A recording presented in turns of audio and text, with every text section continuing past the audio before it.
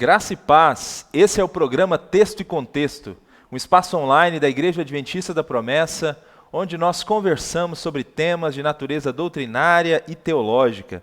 Eu sou o pastor Eleilton e é uma alegria ter você por aqui. Nós estamos falando durante esse mês sobre a pessoa e a obra do Espírito Santo em nossos programas. Na última semana falamos sobre quem é o Espírito Santo. Conversamos um pouco sobre a divindade e também sobre a pessoalidade do Espírito Santo. Hoje nós vamos continuar essa nossa série de reflexões a respeito desse tema e falaremos sobre o que o Espírito Santo faz. Por isso, aproveita esses momentos iniciais do programa Texto e Contexto e compartilha o link do programa para que outras pessoas sejam alcançadas com esse conteúdo, sejam abençoadas, instruídas por meio da palavra de Deus a respeito desse tema tão importante. Nós temos a alegria de ter conosco, nesse programa Texto e Contexto, para nos ajudar sobre essas reflexões a respeito de quem é o Espírito Santo e o que o Espírito Santo faz, os pastores Willy e Adailson. Deus abençoe vocês, obrigado por, mais uma vez, aceitarem esse convite, estarem aqui com a gente no programa Texto e Contexto. Paz, irmãos, paz a todos os pastores, irmãos, irmãs, satisfação muito grande estar mais uma vez aqui com vocês. Sempre orando ao Senhor para que Ele nos abençoe, nos direcione, para que a gente sempre encontre esses melhores caminhos para lidar com a palavra dEle. Paz, Eleilton, paz, Willy, paz a todos e a todas e que a gente tenha um excelente estudo. Vamos Amém. lá. Amém. Bom, na última semana, então, nós iniciamos essa nossa jornada de estudo sobre a pessoa do Espírito Santo. Quem é o Espírito Santo foi a resposta, a pergunta que nós fizemos aqui na última semana. E a pergunta dessa semana, a pergunta desse programa é: o que o Espírito Santo faz? Então nós vamos começar uma jornada de estudo sobre a atuação do Espírito. É óbvio que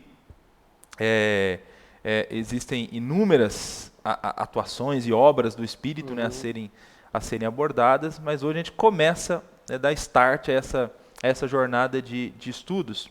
E aí, talvez uma questão que é importante a gente começar a tratar quando a gente fala sobre esse tema aqui, é assim, a partir de quando o Espírito Santo começou a agir. Parece que, não sei se de maneira inconsciente ou consciente, né, muitas pessoas acabam fazendo uma distinção. Né? O ministério do Espírito começa depois que Cristo é ascenso aos céus, então o ministério do Espírito ele começou aqui no Pentecostes, no Novo Testamento. E no Antigo Testamento era outra pessoa da Trindade que agia, não era o Espírito. Olhando para a Escritura Sagrada, pastor Adailson, dá para concordar com esse argumento que o Espírito ele age no Novo Testamento, ou a gente tem a atuação também do Espírito Santo e o ministério do Espírito Santo presente e atuante no Antigo Testamento? Quando a gente lê as Escrituras, a gente fica claro que não dá para concordar com esse tipo de pensamento, né? Realmente, muitos cristãos, eles entendem que o Pentecostes, né, o evento Pentecostes, lá em Atos capítulo 2, marcou o início, né, das ações poderosas do Espírito Santo na vida dos filhos de Deus. Muitas pessoas entendem dessa maneira. Mas quando a gente pega o texto para a gente ler, a gente observa que já no Antigo Testamento, se a gente, Gênesis, né, a gente vai ver a ação do Espírito Santo já no Pentateuco, a gente vai ver e no Pentateuco a gente tem na criação, em Gênesis ali logo no início, a gente tem os patriarcas, né, a gente vai ver vários patriarcas, o texto bíblico falando da ação do Espírito Santo sobre a vida deles. Quando a gente chega nos profetas, a gente vai ter a ação do Espírito Santo. Quando a gente chega também nos sapienciais, a gente vai ter a ação do Espírito Santo, né? Então a gente vê que no Antigo Testamento todo a gente tem a ação do Espírito Santo. Tem um autor chamado Miller de Erickson, ele faz a seguinte análise, né, falando sobre a ação do Espírito Santo no Antigo Testamento. Ele consegue observar a ação do Espírito Santo na criação, né? Então ele fala na criação, está lá Gênesis 1, né? No princípio criou Deus os céus e a terra sem forma e vazia, o Espírito de Deus já pairava sobre a face das águas. Ele vê a ação do Espírito Santo na transmissão da profecia e na transmissão das Escrituras também. Ele vê e destaca a ação do Espírito Santo na qualificação, né, de líderes, de pessoas para liderar o povo de Israel. Ele vê a ação do Espírito Santo também, dando dons e capacidade a homens para que esses conseguissem gerir as necessidades ali da nação. E ele vê também a ação do Espírito Santo no rumo, né, da igreja, do povo de Israel. Então, você pode ver que pela análise dele, você tem uma ação do Espírito Santo em todo o Antigo Testamento. E tem um outro autor também, que é o Hiri, que ele fala que ele destaca a ação do Espírito Santo de duas maneiras, né? A primeira, ele observa que é quando o Espírito Santo vem sobre, né? Então ele fala assim, ó, essa é uma ação que fica clara no Antigo Testamento. Então, ele vai até citar várias pessoas na Bíblia, ele vai citar Gideão, ele vai citar Davi, o próprio Davi, quando ele foi ungido, é quando o Espírito veio sobre. E para isso ele identifica uma preposição, que é a preposição prefixada beit, é uma preposição que ela vem prefixada ao termo, à palavra, ao substantivo, e sempre quando vem com essa preposição, que é o beit prefixada, então ele identifica que é uma ação do Espírito Santo sobre, né? E a outra é quando ele veio, é quando ele vem, que é uma outra preposição que ele usa também, que é al. Então ele identifica que já há no Antigo Testamento uma ação do Espírito Santo nas pessoas, tá? Ele veio sobre as pessoas, ou ele estava sobre as pessoas, e ele identifica também na criação, ele identifica nas grandes decisões de Deus para o povo aqui, ele já vê uma ação do Espírito Santo já no Antigo Testamento todo. É fácil de observar isso lendo o Antigo Testamento. Legal. Então fica claro a partir dessa sua dessa exposição que o Espírito Santo estava ativo. Então, no Antigo Testamento e trabalhando, né, atuando de várias maneiras. Sim. Né? Ok, então isso é uma verdade amparada por textos bíblicos. Mas agora, olhando para o Novo Testamento, olhando a ação do Espírito Santo da perspectiva da nova aliança, essa ação do Espírito no Antigo Testamento, ela é igual à atuação do Espírito na nova aliança? Ou existe alguma diferença na atuação do Espírito no Antigo Testamento e também agora da perspectiva da nova aliança? É importante a gente perceber, como o pastor Arailson já colocou aqui para a gente, que a atuação do Espírito ela sempre teve. Né? Nós somos completamente dependentes desde o princípio da criação, desde o início de todas as coisas. A atuação do Espírito ela é essencial. Agora, é bem interessante a gente perceber que no contexto do Antigo Testamento, como já destacou a pastora Adailson, essa atuação a gente chama de esporádica, né? Ela vinha sobre determinadas pessoas, em determinadas situações, não era uma atuação permanente, porque a gente percebe o Espírito vindo, mas por vezes pessoas que foram usadas não tinham mais o Espírito. Então isso é muito comum a gente pegar dentro do contexto. Então pessoas que foram tremendamente usadas não tinham mais o Espírito, então ela não é permanente. Tinham as pessoas certas sobre qual o Espírito de Deus vinha, né? Normalmente sobre lideranças ou pessoas que eram usadas por Deus dentro de um contexto específico, para um momento específico. O George Led, que é um teólogo que a gente usa muito na nossa teologia, e ele é um contemporâneo fácil de leitura, né? E ele fala isso, ele fala assim, no Antigo Testamento, a Bíblia fala mais do Espírito vindo sobre os crentes e não habitando nos crentes. Então é aí que a gente começa a perceber que tem uma diferença para o nosso contexto. Né? Que lá ele vinha e aqui ele já tem uma atuação. E o próprio Antigo Testamento, ele aponta para uma era especial, para um tempo especial, onde o Espírito viria de uma maneira especial.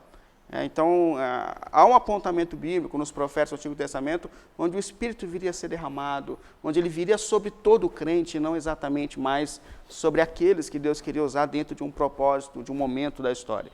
Então, esse momento começa quando Jesus chega, com a chegada do Messias. Jesus ele já é usado nessa unção, nessa preparação do Espírito, de uma forma muito especial. e a partir dele começa esse novo tempo, essa nova aliança. Em Atos capítulo 2 registra essa chegada, né, do Espírito sendo derramado sobre toda a igreja, sobre todo o crente, e agora de uma maneira permanente, de uma maneira efetiva. Então, uma diferença muito importante. Sobre todos, não é mais centralizado em determinadas pessoas, mas é sobre todos, e agora de uma maneira efetiva, permanente. O Espírito veio para ficar com os crentes. Esse é um grande diferencial. A gente até, às vezes, brinca com a igreja dizendo que a gente chega, às vezes, no culto, dizendo assim, não, agora vamos pedir para o Espírito Santo vir, porque ele precisa, não, aí o Espírito Santo deve falar assim, não, ele passei a semana com você, né? Eu estava lá no seu casamento, no seu trabalho, eu habito em você, eu estou com você. E um grande erro que a gente comete também nessa geração é justamente isso, né? Levar uma semana distante, sem se sensibilizar com a voz do Espírito de Deus que está sobre nós, nessa geração, e achar que é um momento ainda, não é um momento ainda, não é uma pessoa específica ainda. Na nova aliança, todos nós temos esse Espírito morando em nós, habitando em nós, trazendo esse diferencial, esse contraste com o Antigo Testamento. Eu acho que é isso que muda um pouco, né? É habitação. Fica claro que no Novo Testamento, por tudo que o pastor Willy falou, que fica claro a habitação do Espírito. Esse é o diferencial, sim, né? Sim. Ainda que você vai perceber lendo algumas personagens do Antigo Testamento, mas você vai ver que essa é uma ação específica que vinha em momentos, né? Liderança, reis, quando eram ungidos, sacerdotes. Você vê que você tem essa ação. Quando parte para o Novo Testamento, a palavra é habitação, é morada, né? Ele habita em vós, né? Como diz o Senhor Jesus, ele habita em vós. Então, eu acho que esse é o diferencial mesmo, né? De um testamento para o outro, nós temos a habitação do Espírito em nós. É curioso que no Antigo Testamento a gente percebe que a fé ela era muito externa, né? Então, o objeto era importante, não era o ápice daquilo que Deus queria falar, mas a roupa, o objeto, era por quê? Porque a fé deles era mais externa. Eles precisavam ver para entender. Essa é uma questão importante. Quando a gente vem para o contexto da nova aliança, a gente percebe que isso começa a ser deixado de lado, porque se cumpriu em Cristo, né, os objetos, os utensílios, mas ao mesmo tempo agora a obra está dentro, é uma nova sensibilidade, é uma nova capacidade que vem para essa geração, que é um privilégio extraordinário. Não, é extraordinário. Acho que entender a atuação do Espírito a partir da nova aliança é um negócio assim, fora de série, né? Então, aqui, assim, ele sempre esteve ativo, né? Mas aqui ele vinha sobre certas pessoas temporariamente. Aqui, todos os cristãos permanentemente. E aí uma coisa que eu acho que vale a pena mesmo a gente frisar, assim, numa das falas no comentário do pastor Willy, eu acho que essa ideia de entender a habitação, né, que o Espírito mora em nós. Eu não sei vocês, mas eu tenho a impressão às vezes que há muitos cristãos que eles até conceitualmente, teoricamente, eles acreditam nisso, né, que o Espírito Santo é uma pessoa e que ele habita em nós e que permanentemente nós desfrutamos da presença do Espírito. Mas a prática, a maneira como a pessoa se relaciona com o Espírito parece que é diferente da crença, porque parece que na mente de muitas pessoas o Espírito Santo ele é meio que tratado como uma energia, um poder que fica à disposição do crente e que em alguns momentos especiais a gente tem que buscar e pedir para que ele venha, sobre nós, né? Como se ele já não estivesse com a gente o tempo todo, como se não fosse uma pessoa que a gente precisa se relacionar com ele diariamente, enfim. Então acho que vale muito a pena destacar isso, né? Mas uma outra coisa que o pastor Willy falou também foi nessa nova era do Espírito, o papel fundamental de Jesus, né? Jesus Cristo nessa nova era do Espírito. E aí, pastor Adailson, quando a gente olha para um Novo Testamento, dá para perceber mesmo quanto o Espírito Santo esteve presente também no ministério do Senhor Jesus Cristo. Comenta um pouco para a gente da atuação do Espírito no ministério de Cristo. O Espírito Santo ele já foi, inclusive foi o pastor Lima que fez um sermão uma vez numa assembleia e comparou ele com holofote, né? E eu acho que essa é uma ideia boa para a gente entender um pouco Sim. a respeito do Espírito Santo. Por quê? Porque o holofote, ele é um aparelho que serve para projetar luz, né? Então, você liga o holofote e o facho de luz dele ilumina, né? Destaca o objeto ou a pessoa, né? Que ele está projetado. É para isso, né? Por que que essa seria uma boa maneira da gente entender? Porque é isso que o Espírito Santo faz, né? O Espírito Santo, ele dá testemunho de Cristo Jesus. O Espírito Santo, a função dele também é glorificar, porque o próprio Senhor Jesus disse isso, né? Que ele viria e ele glorificaria o nome de Jesus. Então, a ideia do Espírito Santo é essa, é de servir como um holofote, fazer com que as pessoas enxerguem, vejam o nosso Senhor e Salvador. Parece que dá para a gente traçar uma similaridade, um paralelo com João Batista. Por quê? Porque quando João Batista veio, todo mundo fez a pergunta, né? Tu és o Cristo? Não, eu não sou o Cristo. Tu és o profeta? Não. Então quem és tu? Eu sou aquele que o profeta disse, voz que clama no deserto, endireitai as veredas do Senhor. Então, João Batista veio para testemunhar de Cristo, para falar de Cristo, né?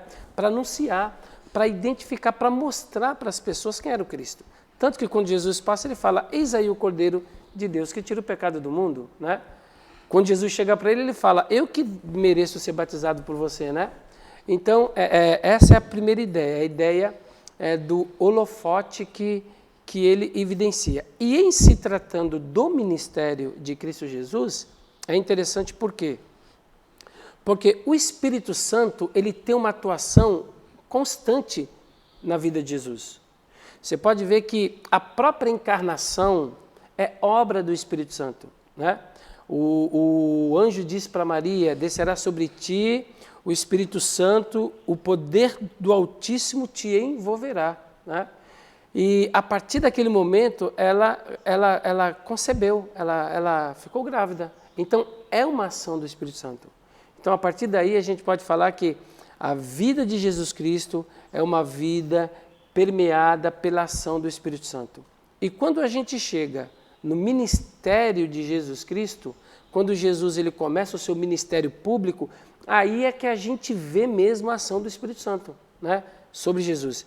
Em Atos 10, 38, o Pedro, ele diz lá, como Deus ungiu a Jesus de Nazaré com Espírito Santo e poder, o qual saiu curando e libertando e fazendo todas as maravilhas. E o próprio Jesus diz, né, nos evangelhos, né, que citando Isaías, né, o Espírito do Senhor está sobre mim, o qual me ungiu para guiar, e assim por diante. Então, a gente percebe que o ministério do Senhor Jesus é um ministério que é exercido na ação do Espírito Santo, né? O Espírito Santo age, o Espírito Santo atua constantemente no ministério de Jesus Cristo, né? Então, a gente consegue ver que desde o nascimento até o seu ministério, nós vemos uma atuação do Espírito Santo constante na vida do Senhor Jesus Cristo.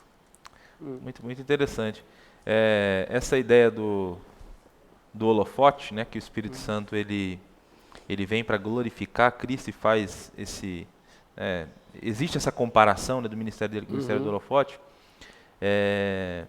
Será que, uma vez entendendo isso, a gente não deveria fazer uma reflexão no seguinte sentido? Igrejas pentecostais são igrejas que, naturalmente, são igrejas que dão uma ênfase, né, ao ministério do Espírito. Nós somos pentecostais, né? Nós acreditamos na atuação do Espírito, nós acreditamos na continuidade dos dons, né? Enfim. Mas se o grande ministério do Espírito é glorificar Cristo, é fazer com que Cristo apareça, e uma igreja pentecostal é uma igreja que tem esse envolvimento, esse relacionamento com o Espírito. Será que, não sei nem se eu poderia usar esse termo, seria correto isso, mas quanto mais pentecostal uma igreja, mais Jesus vai aparecer nessa igreja? Quanto mais uma igreja entende o papel e o ministério do Espírito, mais Cristo Jesus é evidenciado? É evidenciado nessa Pela igreja. lógica do holofote, sim. Por quê? Porque o holofote ele serve para jogar o feixe de luz em alguém, né? Então, pela sua lógica, uma igreja pentecostal, você deveria ter, ela deveria deixar evidente a ação, a salvação, a cruz, né? Ela deveria deixar isso mais evidente, né? Eu me preocupo muito com essa questão de onde a gente cria experiências com um fim em si mesmas. Eu acho preocupante isso, porque se o Espírito Santo viria nos convencer do pecado e do juízo, a maior evidência de que o Espírito está se manifestando entre nós é a mudança de mim mesmo, né? Então, assim, o impacto de um culto cheio do Espírito Santo é o homem voltar para casa tentando ser o melhor pai, tentando ser o melhor marido. Sim. Porque ele vai me levar a Cristo. É o arrependimento do pecado, é o constrangimento. Me joga aos pés de Cristo, me mostrando que eu preciso de Salvador. Essa é a maior evidência de que o Espírito de Deus é o fruto do Espírito. Ele vai produzir fruto, então ele vai me dar um novo posicionamento diante da vida. Essa é a maior evidência. Graças a Deus pelo calor do pentecostal na igreja, né, por essa fé que nós temos. Mas a gente tem que pensar muito para não fazer disso um fim em si mesmo. Em si mesmo. Um fim em si mesmo. Muito cuidado. A ação do Espírito tem que te levar à cruz, né? Sim, sim. Assim como, desculpa, pode falar. Assim como a Bíblia fala que a lei nos serviu de aio, né? Isso é, de condutor, pedagogo, com uma única finalidade, de conduzir, a levar até Jesus. Então, a ação do Espírito Santo, ela tem que... tem um professor que me deu aula, ele falava que o fim da teologia tem que levar o teólogo a se pôr de joelho. Sim. E a ideia dele era ficar diante da cruz e orar e falar com Cristo. O fim da teologia deve ser isso.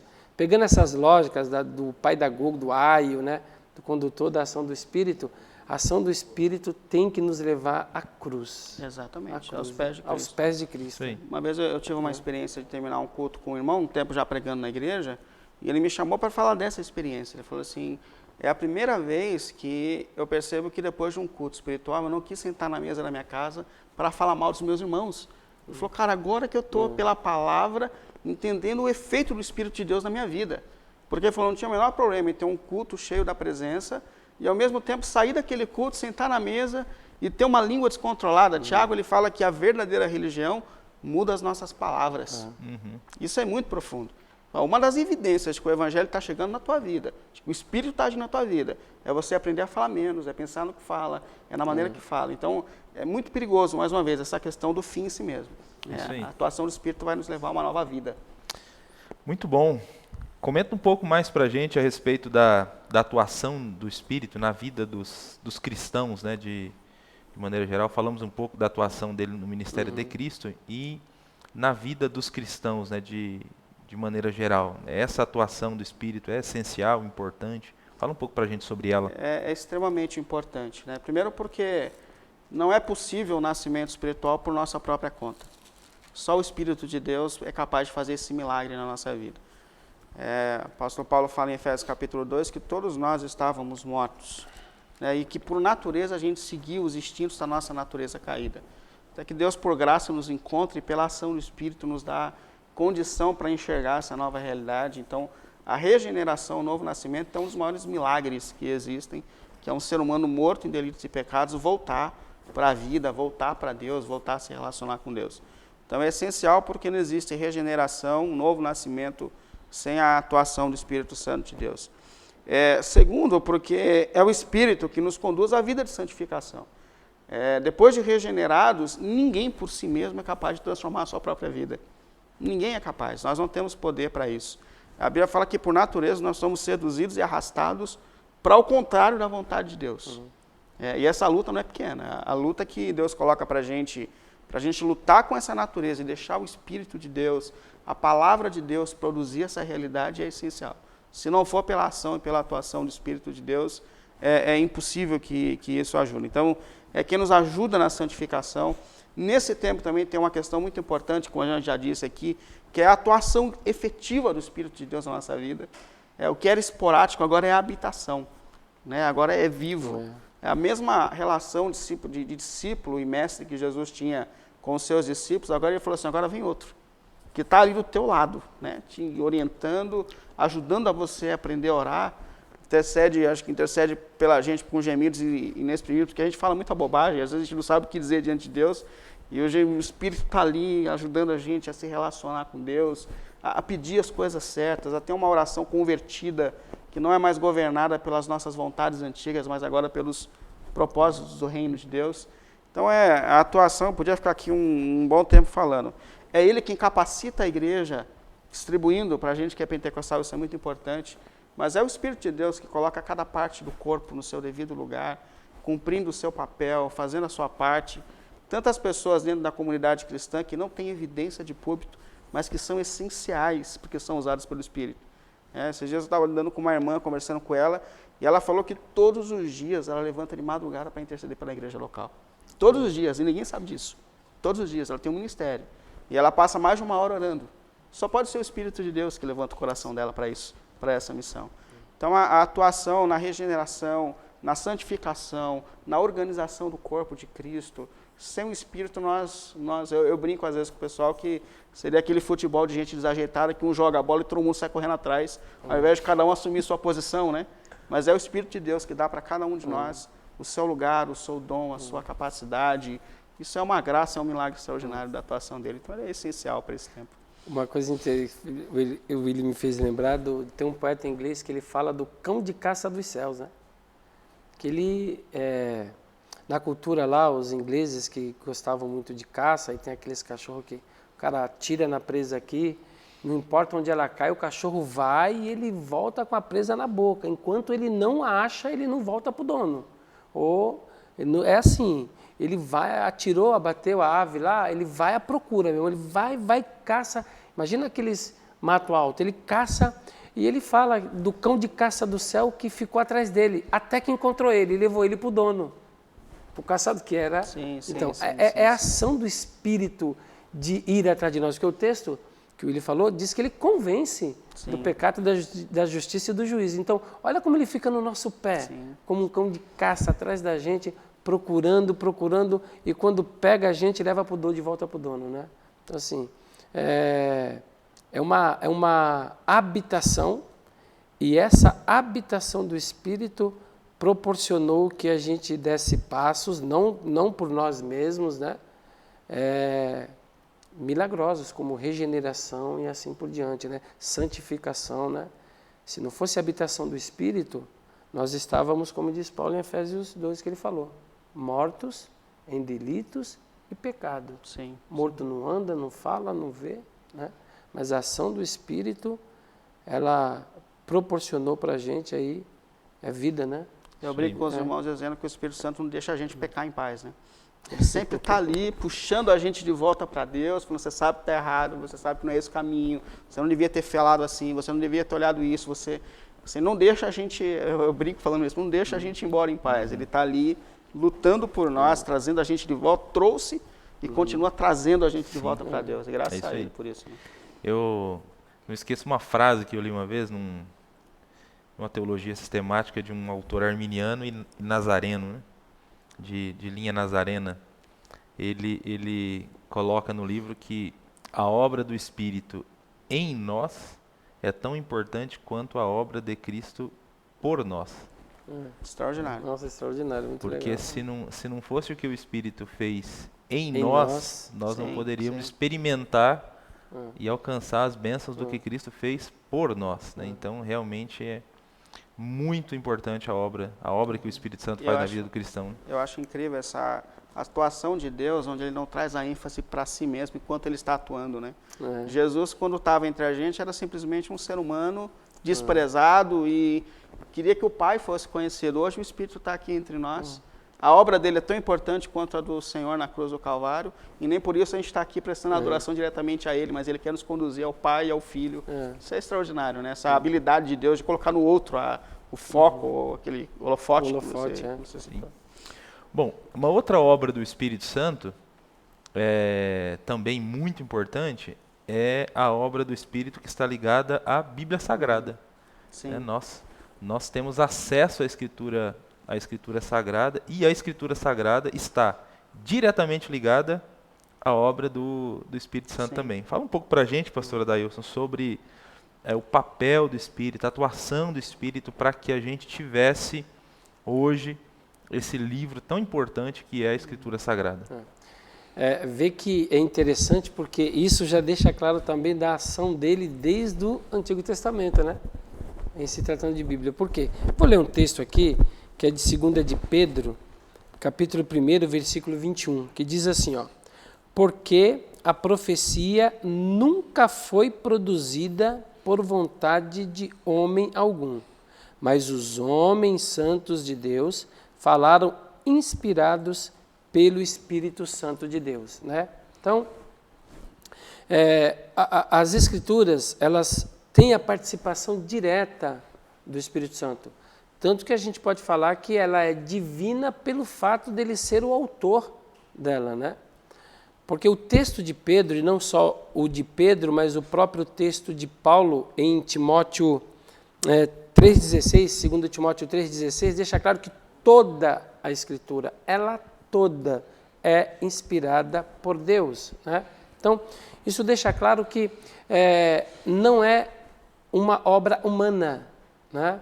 Não é uma coisa que o homem um dia teve um insight, ele pensou em escrever sobre espiritualidade e ele começou a escrever o que vinha na cabeça dele sobre espiritualidade. Não. O texto está dizendo que a obra é do Espírito. O Espírito é que insufla, né? É a palavra theopneustos, ele insufla no autor das Escrituras sem deixar o escritor das Escrituras colocar a sua característica na obra, mas ele insufla o autor a escrever a vontade de Deus, a vontade de narrar, de colocar, de expressar a vontade de Deus escrita, né? Essa que é a ideia. Então, o Espírito Santo, ele participa direto na escrita da Bíblia Sagrada. As Escrituras têm a participação direta do Espírito Santo, né? E uma outra parte importante, e é fantástico também, é que para nós entendermos a escrita do Espírito, nós precisamos da ajuda do Espírito. Aí vem a iluminação, né? Eu sempre falo que, em se tratando de Escrituras, nós não temos mais revelação, porque a Escritura está fechada. Mas o que a gente tem hoje? A gente tem a iluminação, porque é a ação do Espírito em nossas vidas que faz com que a gente entenda o que ele narrou, o que ele escreveu, o que ele, através dos autores da Bíblia, deixou escrito.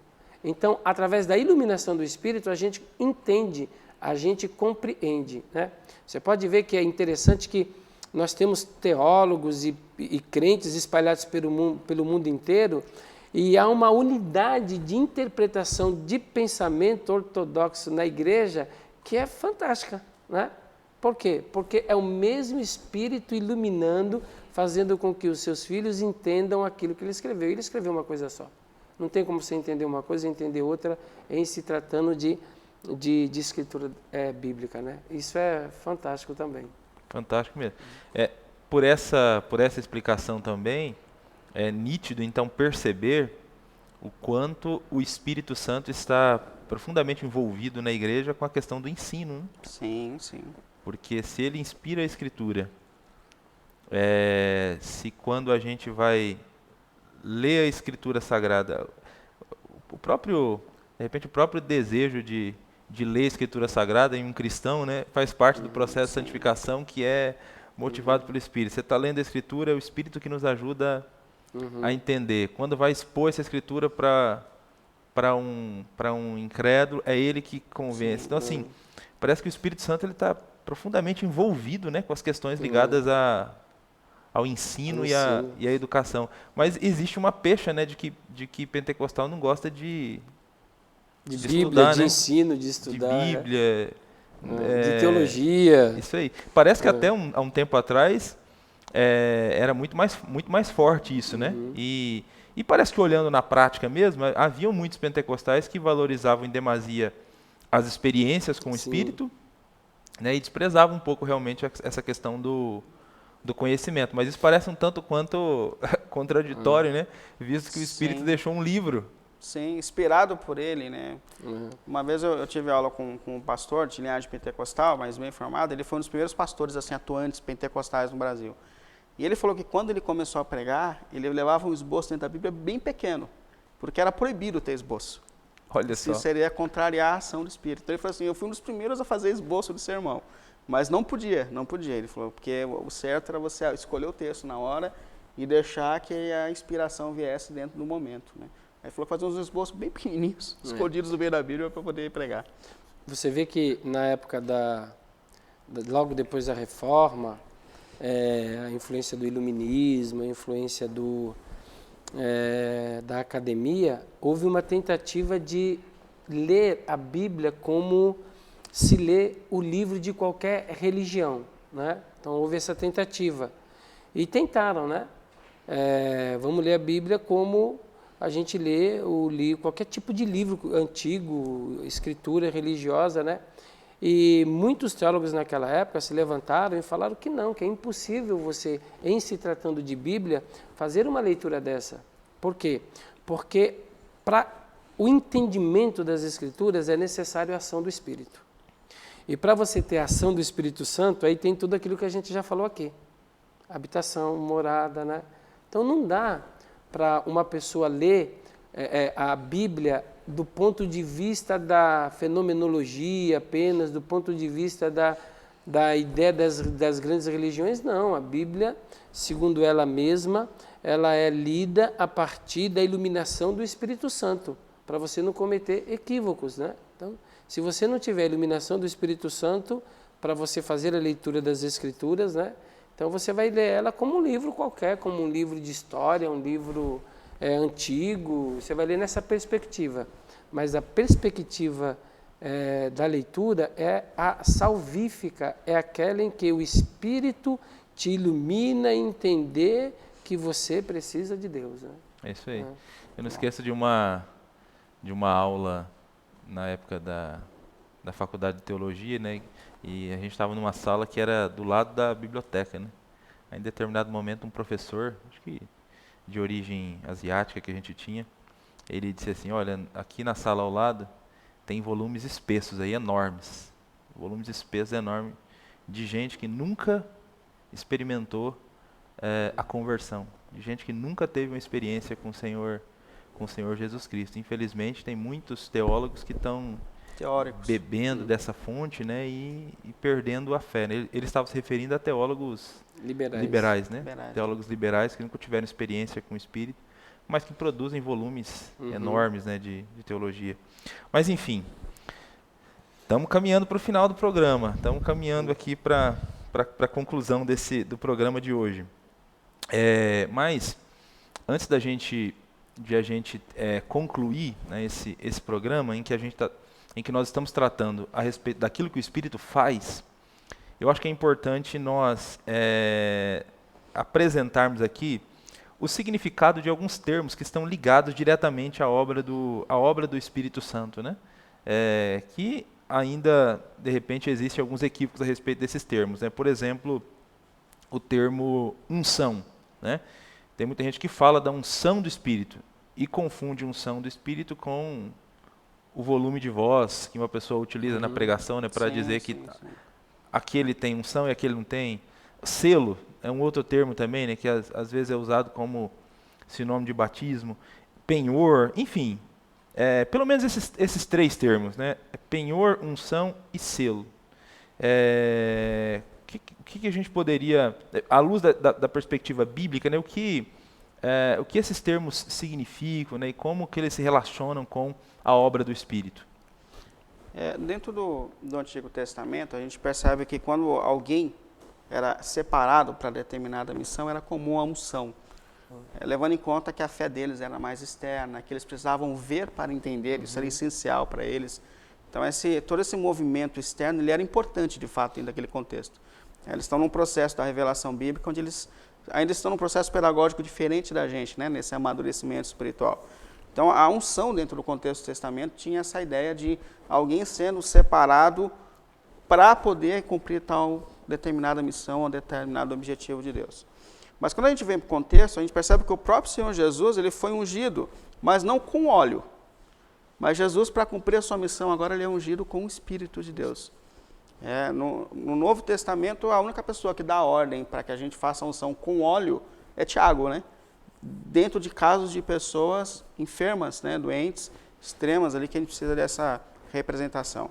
Mas dentro do contexto do Novo Testamento, quando Jesus vem, ele é também capacitado para a sua missão, ungido para a sua missão, mas quem vem sobre ele é o Espírito de Deus, que é incrível a gente pensar que Jesus é Deus, que esvaziou e que viveu na dependência do Espírito para poder cumprir a sua missão, né? Ele deu a capacidade, ele deu a virtude, ele deu tudo isso. Então, dentro do Novo Testamento, a gente percebe que essa ideia da unção vem justamente dessa capacitação que o Espírito de Deus dá a todo cristão, para que ele possa exercer a sua missão, para que ele possa, então, ter habilidade para cumprir o seu papel, como Jesus foi ungido dentro desse contexto. O apóstolo João, ele fala que agora todo cristão tem essa unção de Espírito. Eu acho isso muito importante, né? Ele fala aqui no texto dele, ele fala assim, vocês não sabem, todos vocês agora têm o Espírito de Deus. A unção dele que recebeste permanece em vós, e não tendes necessidade de que alguém ensine. Eu acho curioso aqui, que é óbvio que João não está aqui excluindo a necessidade de pessoas que instruam a igreja com ensino, porque isso é uma habilidade do Espírito também. Mas é importante a gente perceber que a gente não tem uma dependência espiritual de ninguém mais. Esses dias eu preguei, eu falei sobre isso. A oração de qualquer crente da igreja tem o mesmo poder e chega ao mesmo lugar. A igreja é organizada pelo Espírito para que nós sejamos corpo. Então, assim, é óbvio que há uma autoridade pelo Espírito dada ao pastor da igreja, aos presbíteros da igreja, no sentido de que eles representam a comunidade, né? Há uma submissão moral também, que isso também dá uma submissão espiritual. Agora, dentro de um contexto assim, de dizer que eu dependo de você para que Deus me escute, a gente tem que parar com isso. Isso foi no contexto do Antigo, né? Onde a pessoa tinha que ir ao profeta. Lutero resgata essa ideia, Lutero, né? Sacerdócio universal de todos os crentes. Né? Todos somos crentes. É um reino de sacerdotes. É o mesmo sangue que nos dá acesso ao Cordeiro. O véu foi rasgado, né? Tem uma representação profunda isso. Então, assim, isso também faz a gente perceber que a gente tem que parar de dar desculpas muitas vezes. Porque assim, eu não estou bem porque meu pastor não está bem. Eu não estou bem porque ninguém depende de ninguém para ter uma vida espiritual viva. Né? João está dizendo isso. Gente, você tem acesso, você não depende mais de ninguém. Nesse novo caminho que a unção do Espírito ela vem sobre todos nós. Então, dá no sentido de unção no contexto do Novo Testamento, que é a capacitação do Espírito em todo crente, dando a ele capacidade para cumprir a sua missão dentro do Evangelho de Cristo. Você falou também do selo, né? Selo. O selo, ele vem numa ideia de uma carta que talvez saísse de um lugar e chegasse a outro. A gente está aqui, a gente precisa chegar no fim da caminhada. Então, o selo é aquele carimbo que vem, para que a gente tenha, de fato, sejamos selados, protegidos, marcados, enquanto nós estivermos aqui cumprindo a nossa missão. Tem um autor que ele diz que antigamente o rei e tal fazia muita cabotagem, comprava, né, por navio produtos e o produto dele vinha selado, né? Então era fácil, você vai lá e pega o que é meu. Mas o que é seu? O navio vem cheio de coisa, o que é seu? Não, aquilo que tem o meu selo é meu, né? Selo e lacrava, né, aquilo, assim, ó, ninguém mexe, você está marcado para chegar onde você tem que chegar. Então, e é importante a gente perceber que nesse contexto da Nova Aliança, o selo, o derramamento do Espírito, ou a ação do Espírito, ela começa a partir do momento que o crente crê em Jesus. Ali, Paulo fala isso aos irmãos de Éfeso, né? Fostes selados quando crestes. Então, a partir do momento que de fato nós entendemos Cristo, nós nos rendemos a Cristo, o Espírito de Deus veio habitar de forma definitiva na nossa vida. Então, todo crente tem esse selo, todo crente tem essa marca do Espírito na sua vida, essa ação do Espírito na sua vida. Que está associado mais à redenção, né? Sim. Exatamente. Dentro desse contexto, a aliança está mais associado à vida espiritual, que nós já falamos, que vem com esse selo, com essa presença. E o selo e o penhor estão dentro do mesmo sentido, né? Que você também citou da questão do que é o penhor. O penhor, ele é quando você vai em algum lugar e dá algo em troca por enquanto até você pegar de volta. Não é essa a ideia da loja do penhores, né? Do banco no penhores. Então a gente tem, por enquanto, o Espírito em nós, né? Que nos sustenta aqui, a marca de que Deus está conosco, de que nós pertencemos a Deus, nós estamos penhorados, nós estamos em penhor pela ação e pela presença do Espírito de Deus na nossa vida. Então, esse é o caminho que a gente dá para isso. No Evangelho de João, Jesus ele fala que não vos deixarei órfão, né? Então, assim, eu vou, mas quando eu chegar, eu vou enviar o Espírito Santo. Então, assim, a ideia do penhor. Sim. O Espírito Santo é a garantia, é a certeza de que o Senhor vai voltar para nos buscar. Ele foi deixado aqui, quando a gente tem essa ideia de penhor, é Jesus falando, calma, eu volto. Tá, mas e aí? Eu vou deixar o Espírito como penhor da minha volta. Então, é por isso que lá em Apocalipse a gente vê tanto a igreja como o Espírito dizendo Maranatá, vem logo, vem, né? Então, porque o Espírito é o penhor. Jesus falou, eu vou, mas não vou deixar vocês órfãos, vou deixar o penhor como prova de que eu retornarei. Sim. Então, também é interessante o Espírito como penhor, a garantia, né, da volta, da segunda vinda do Senhor Jesus. Em resumo, então, os 3 termos estão ligados com a própria presença do Espírito em nós. Na vida em nós. Unção, a presença do Espírito em nós que nos capacita, né? O selo e o penhor, a presença do Espírito em nós que nos a garantia da nossa redenção, da nossa herança, né? Acho que isso é importante, porque quando alguém diz então assim, no contexto do dia a dia de igreja, né, no popular, né, tal pessoa pregou, cantou, mas estava sem unção. Então assim, pensando dessa perspectiva bíblica, dizer que alguém está sem unção é dizer que não é convertido. Não é convertido, não tem a presença do Espírito, né? E a questão do selo é importante, né? Esse entendimento também, né? Todo cristão, se é uma garantia para a nossa herança, então todo cristão ele é selado quando ele crê em Cristo. A pessoa está sem oração, né? É mais coerente, porque o Espírito já está aqui. Às vezes a pessoa está sufocando, né? Deixando ele sem nutrição dentro dela, por falta de oração, contato com a palavra de Deus, ou influências ruins na vida, né? Mas sem unção não, né? Sem o selo, né? Ou seja o que for, mas está sem a oração, sem o desenvolvimento da comunhão com o Espírito que está nele. Né? É isso aí.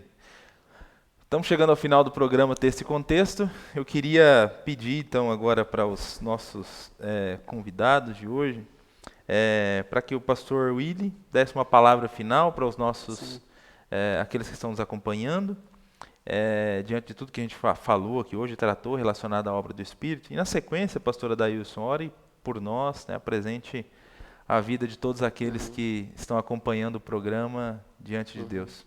Amém. Queria destacar para os irmãos esse privilégio extraordinário da nossa geração, desse tempo que a gente vive pós o Senhor Jesus, onde o Espírito de Deus ele foi derramado sobre toda a carne. Privilégio que é esse, né? Quantas vezes a gente tem jogado fora o privilégio de poder viver uma vida rica espiritualmente, levando em conta de que todos nós somos sacerdotes nesse reino, de que todos nós temos acesso ao trono, que só depende da gente mesmo. Eu estava expondo o Tiago, mexeu muito comigo esses dias, e o Tiago ele dá uma bronca dizendo assim, para de dar desculpas, né? Para de dizer que o seu problema espiritual é isso ou aquilo, o sangue já abriu o caminho para que você volte para Deus, depende de você, depende do seu posicionamento.